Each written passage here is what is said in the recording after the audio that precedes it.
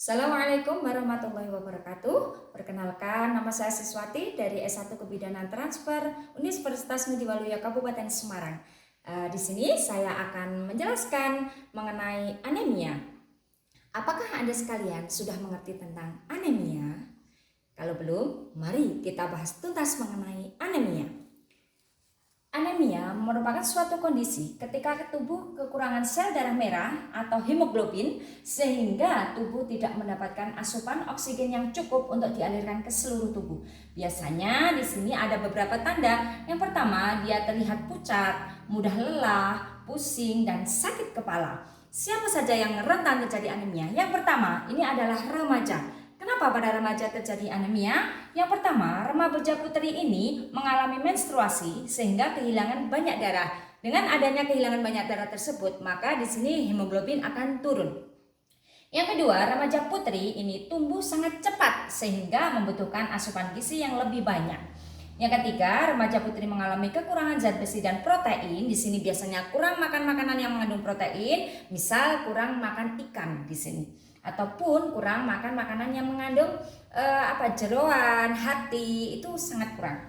Di sini yang keempat, ini remaja sering melakukan diet tanpa memperhatikan asupan zat besi. Jadi di sini biasanya remaja dengan berat badan berlebih, ini biasanya dia menginginkan berat badannya itu stabil atau normal, tetapi di sini tidak diimbangi dengan makanan yang bergizi atau makanan yang mengandung zat besi tinggi, sehingga di sini berat badan nanti akan turun, tetapi HB juga akan turun dan menyebabkan remaja tersebut akan jatuh pada kondisi sakit seperti itu. Yang kedua, ini bisa kita lihat bahwa ibu hamil rentan terjadi anemia. Kenapa? Yang pertama, pola makan yang kurang beragam dan bergizi seimbang. Di sini biasanya pada ibu hamil ini biasanya mengalami mual muntah, makanannya kurang seimbang atau biasanya hanya cukup nasi sama lauk saja tanpa menggunakan sayur, atau kadang nasi, sayur atau sambal saja. Jadi kurang seimbang. Yang kedua, kehamilan yang berulang dalam waktu yang singkat. Kehamilan dianjurkan untuk terjadi lagi kehamilan berikutnya itu adalah minimal 2 tahun sehingga alat-alat reproduksi kembali ke posisi sehat normal sesuai awalnya.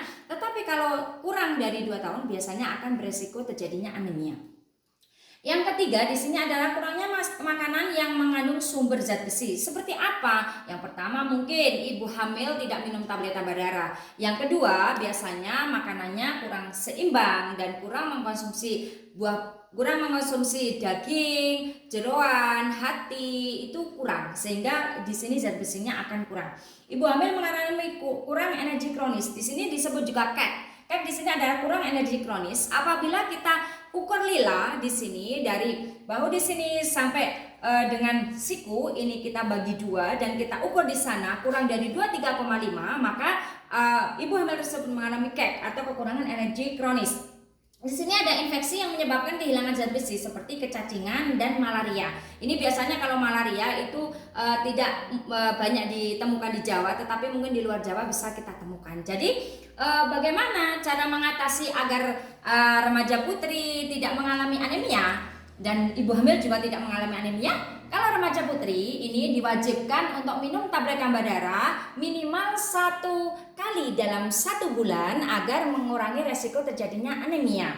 Terus kalau ibu hamil selama kehamilan minimal harus habis 90 tablet, karena ini sudah menjadi aturan. Kalau ibu hamil mengkonsumsi kurang dari 90 bisa beresiko terjadinya anemia. Apabila lebih dari itu tidak ada masalah. Karena apa? Kita wajibkan ibu hamil untuk tidak anemia karena yang pertama, anemia bisa menyebabkan keguguran, yang kedua bisa menyebabkan bayi lahir secara prematur atau kurang bulan, dan yang ketiga biasanya bisa terjadi perdarahan ketika persalinan atau pasca persalinan atau pada masa nifasnya. Itu bisa terjadi komplikasi-komplikasi yang terjadi pada ibu tersebut. Di sini selain dengan tablet tambah darah, ini biasanya kita juga harus memperhatikan cara minumnya. Bagaimana? Cara minumnya harus menggunakan air putih ataupun bisa menggunakan air jeruk. Tidak boleh kita menggunakan kopi, teh atau susu karena kopi, teh atau susu dapat mengganggu penyerapan zat besi ini sebanyak 80%. Sehingga 80% kandungan zat besi yang kita minum itu bisa hilang karena cara minum yang tidak benar. Terus bagaimana yang lainnya caranya? Yang lainnya adalah kita gunakan 10 pedoman gizi seimbang. Jadi di sini biasakan ibu hamil, remaja putri dan kita semua upayakan untuk sarapan pagi sebelum jam 9 pagi.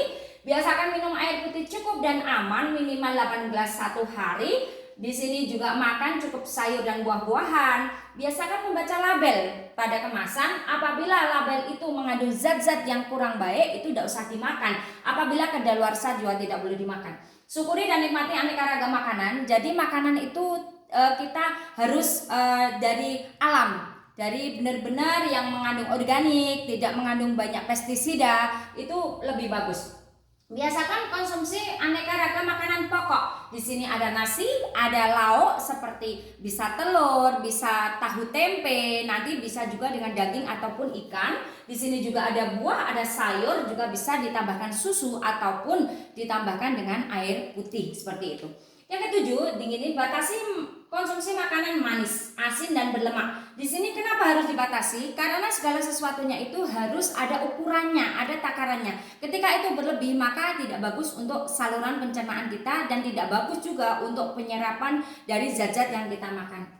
Lakukan aktivitas fisik yang cukup, yaitu dengan berolahraga agar mempertahankan berat badan yang ideal, agar tidak banyak penyakit yang bersarang di tubuh kita. Biasakan konsumsi lauk pauk yang mengandung tinggi protein seperti daging, jeroan, ikan laut dan lain sebagainya.